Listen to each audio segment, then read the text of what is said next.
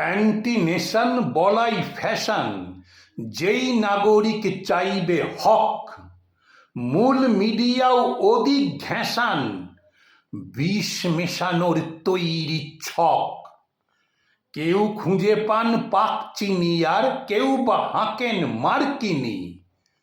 লঙ্কা নাকি বাংলাদেশের, নেপাল যোগায় দারচিনি। মূল বা সোশ্যাল সব মিডিয়াই বিরোধ রোধে যাই রাঁধেন। শুদ্ধ দেশি হোক না সে পদ, সব বিদেশি মশলা দেন। এতই যখন $1 ভাসাচ্ছে দেশ বন্যাতে, পকেট ভরে পাচ্ছে সবাই, বসছে যারাই ধর্নাতে। বাইরে থেকে এমন যদি সহজ করা ঘরন্দর, তাহলে তো গোয়েন্দাদের একজনও নন ধুরন্ধর। ডিপ স্টেটের এক আজব নামে সব বিদেশি স্বর হেঁকে, $1 না বেরোলে তল্লাশিতে ঘর থেকে। বুঝতে হবে গোল রয়েছে দেশদ্রোহের সংঘাতে।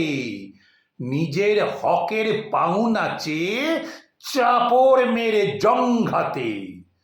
যে নাগরিক গোষ্ঠীগুলো করতে লড়াই তৈরি হয় আইটি সেলের মাইটি পেনে, তারাই দেশের বৈরী হয়। এআই আছে সবার কাছে, প্রশ্ন করেই দেখো তাকে। শেষ দশকে কাদের মলিন করা অ্যান্টি ডাকে। শর্ত দিও উগ্রবাদ আর ভারত বিরোধ আসল হলে, মেটা যেন সে লিস্টিতে সেই কালোদের নাম না তোলে। চোখ কপালে উঠবে যখন এআই দেবে সেই তালিকা। দেখবে অসুখ তকমা তাদের, আদত যারা ব্যাধির টিকা।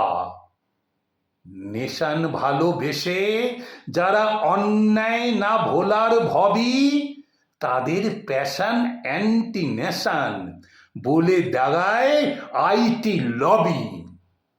সেটাই কি দেশ যার নাগরিক সিংহাসনের ভক্ত সবই? তাই যদি হয় সেই নেশনের ডেমোক্রেসি নিথর সবই।